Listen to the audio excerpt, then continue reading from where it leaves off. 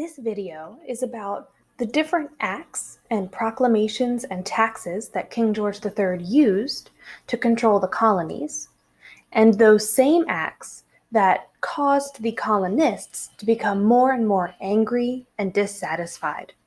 Just a little bit of background. Great Britain wanted to remain a world power, so it tried to control the colonies after the French and Indian War. As always, remember that political is related to government, and the word economic is related to money. So here we have a map of before and after the French and Indian War.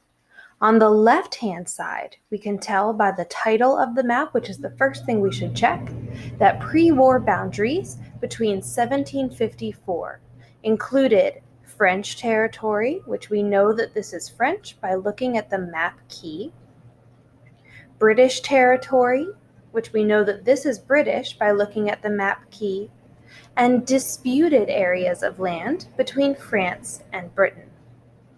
If we look at the map on the right, this map is after the war or post-war boundaries in 1763.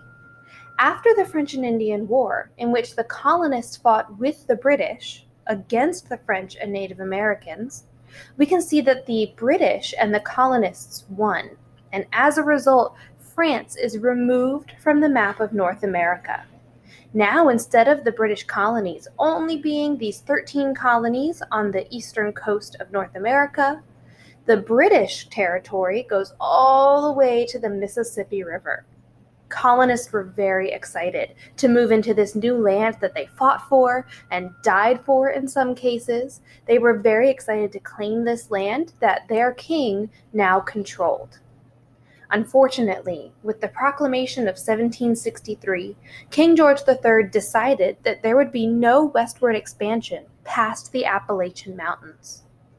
He made this proclamation to make the Native Americans happy. He realized that the British did not have a very good relationship with the Native Americans, and that even though the French were kicked out of North America, this area was still an Indian reserve. This is still where Native Americans lived.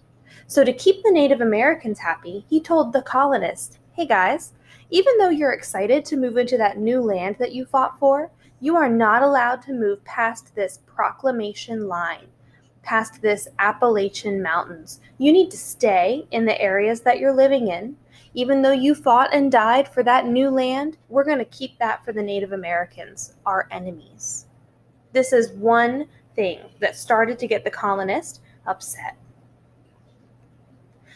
Then, 1 year later, in 1764, he made the Revenue Acts. Remember, an act is like a law that's created by the government.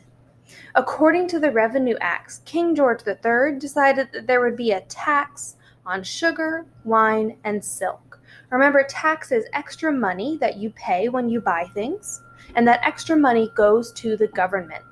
So anytime a colonist wanted to buy sugar, wine, or silk, it was now more expensive for them, and the reason was that the colonists had to pay for the French and Indian War. This is not something that they agreed to when the French and Indian War started. They fought the war, they had relatives who died in the war. Now they're not allowed to live in the land that they won based on the proclamation of 1763. And to make it worse, now they have to pay for that war through these taxes, through the Revenue Acts. This starts to get the colonists a little bit more upset. And then 1 year later, King George does it again. He creates the Stamp Act of 1765. In this, he says that all paper products will be taxed. This includes newspapers, marriage licenses, and diplomas.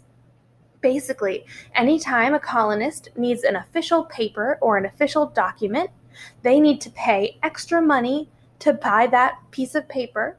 And this is for the defense of the colonies, King George says. He says we need this revenue for the defense of the colonies. That's a sly way of saying we need it so I can send more redcoats to watch over you guys. What you see in the upper left-hand corner is a stamp that this would have been put on pieces of paper that were taxed, which is why this is called the Stamp Act. This stamp would have been put on those papers that were being taxed, that colonists had to pay extra for.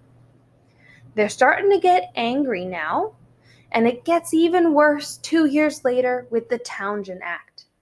With the Townshend Act, King George III decides that tea will be taxed.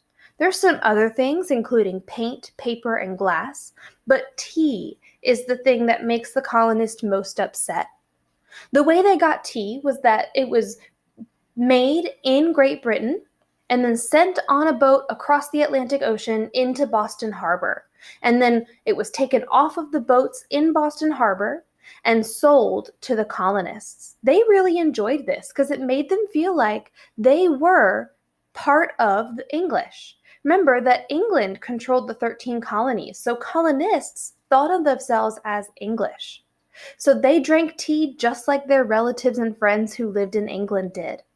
But now King George III says that if you're a colonist, it's going to cost you more to drink tea than it would if you lived in England, because England did not have the same tax. This starts to make the colonists feel really upset and super angry because it's not fair that they are being taxed to drink tea, the same tea that their cousins and relatives in England can drink without having to pay extra money. The worst part is, the reason for this tax was to pay the colonial royal governors who make all of those laws without asking the opinion of the colonists. As a result, a group called the Sons of Liberty organizes and does the Boston Tea Party. You see an image of the Boston Tea Party here. And in the Boston Tea Party, members of the Sons of Liberty and other colonists who are super upset supposedly dress up like Native Americans, go on to those ships in the Boston Harbor, and throw the tea that they're about to sell overboard. These boxes that the men on the ships are holding and the boxes that you see in the harbor are boxes full of tea that were going to be sold to the colonists. This makes King George III angry in return. And what he does is decides to punish the colonists for the Boston Tea Party. And with this, he creates the Coercive Acts. He calls it the Coercive Acts. In the colonies, they call it the Intolerable Acts. Coercive means that you are making somebody do something. So the king, when he calls it the Coercive Acts, is saying, I am making you do this. The colonists call it the Intolerable Acts. If something is intolerable, it means that you cannot tolerate it, you cannot take it anymore.